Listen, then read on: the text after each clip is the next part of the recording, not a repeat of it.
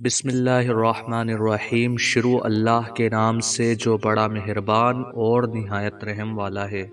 تمام تعریف اللہ کے لیے ہے جو پوری کائنات کو پیدا کرنے والا اور سارے جہانوں کا بادشاہ ہے۔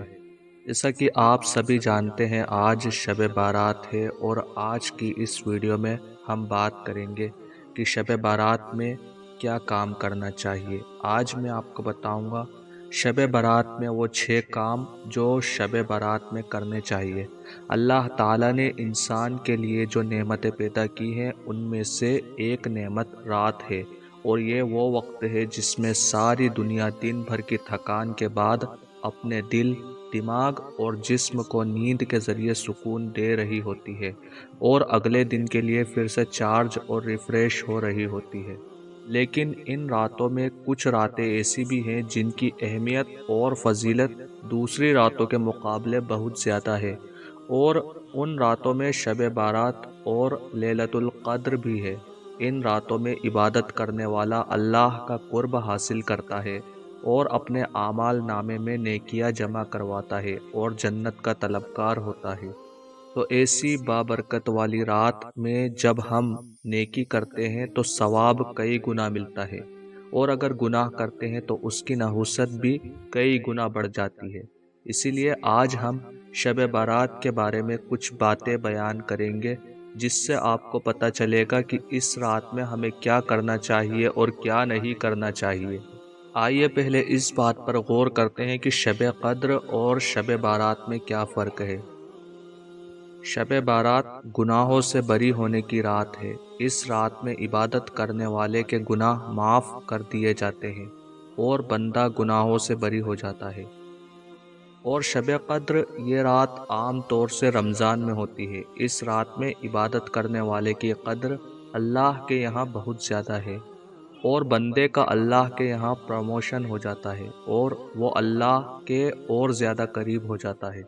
شب بارات میں یہ 6 کام کرنے چاہیے۔ پہلا، عشاء اور فجر کی نماز جماعت کے ساتھ پڑھنا۔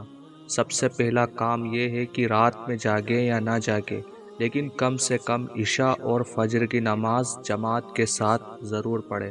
اس سے ہمیں رات کی فضیلت کا کچھ حصہ انشاءاللہ ضرور مل جائے گا۔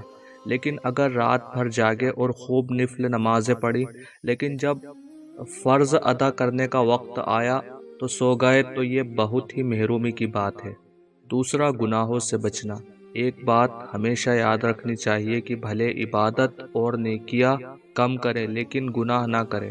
جیسے اگر کوئی بندہ نیکیاں تو کرتا ہے لیکن گناہ سے بالکل نہیں بچتا تو اس کی مثال بالکل ایسی ہے کہ ایک سوراخ والے گلاس میں پانی لینا، کہ اس میں پانی تو لے لیا لیکن سوراخ کی وجہ سے سارا پانی گر گیا اور گلاس خالی کا خالی ہی رہا۔ اسی لیے گناہ کم سے کم کریں تاکہ جو بھی نیکیاں آپ کی جھولی میں آئے وہ باقی رہیں۔ ایسا نہ ہو کہ گناہوں کی نحوست کی وجہ سے نیکیوں کا اثر ختم ہو جائے۔ اسی لیے یاد رکھیں کہ عبادت ضروری نہیں ہے، جاگنا ضروری نہیں ہے، لیکن گناہوں سے بچنا بہت زیادہ ضروری ہے۔ تیسرا، توبہ اور استغفار کرنا۔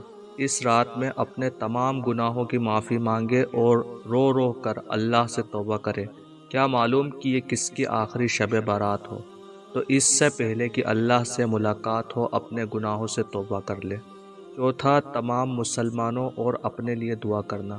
جب دعا کرنے لگے تو اپنے آپ کو نہ دیکھے بلکہ اللہ کی شان کو دیکھے، اور اللہ کی شان یہ ہے کہ اتنا دے دیتا ہے کہ پوری دنیا میں بانٹ دیا جائے پھر بھی بچ جائے۔ اسی لیے صرف اپنے لیے ہی نہیں بلکہ دوسرے تمام مسلمانوں کے لیے بھی مانگے، جو اس دنیا سے جا چکے ان کے لیے بھی اور جو موجود ہیں ان کے لیے بھی۔ پانچواں، اپنے نبی پر درود بھیجنا۔ جب بھی ذکر کیا جائے اور اس میں حضرت محمد مصطفیٰ صلی اللہ علیہ وسلم پر درود نہ پڑھا جائے تو یہ بہت بڑی ناانصافی کی بات ہے۔ ہمارے نبی کا حق ہے کہ ان پر درود شریف کا نذرانہ پیش کیا جائے اور اپنے دل میں اپنے نبی کی محبت کو تازہ رکھا جائے۔ اور چھٹا، 15ویں شعبان کا روزہ رکھنا۔ دعا، درود اور استغفار کے بعد ایک بہت ہی اہم عبادت ہے جو 15 شعبان کے لیے بہت ہی خاص ہے، وہ ہے روزہ رکھنا۔ یہاں پر یہ یاد رکھنا چاہیے کہ روزے دار کے منہ کی بو اللہ کے یہاں مشک کی خوشبو سے زیادہ پسند ہے، اسی لیے اپنے اعمال نامے میں ایک روزہ لکھوا لینا بہت بڑی عقل مندی کی بات ہے۔ لوگوں کے ذہن میں بات یہ چلتی رہتی ہے کہ پوری رات جاگنا ہے، چاہے عبادت ہو یا خرافات، لیکن یہ بالکل مناسب نہیں ہے۔ بلکہ جتنی دیر آپ چستی کے ساتھ عبادت کر سکتے ہیں کریں، اس کے بعد آپ سو جائیں۔ فجر کے وقت اٹھ کر تہجد پڑھ لیں تو انشاءاللہ پوری رات عبادت میں لکھی جائے گی۔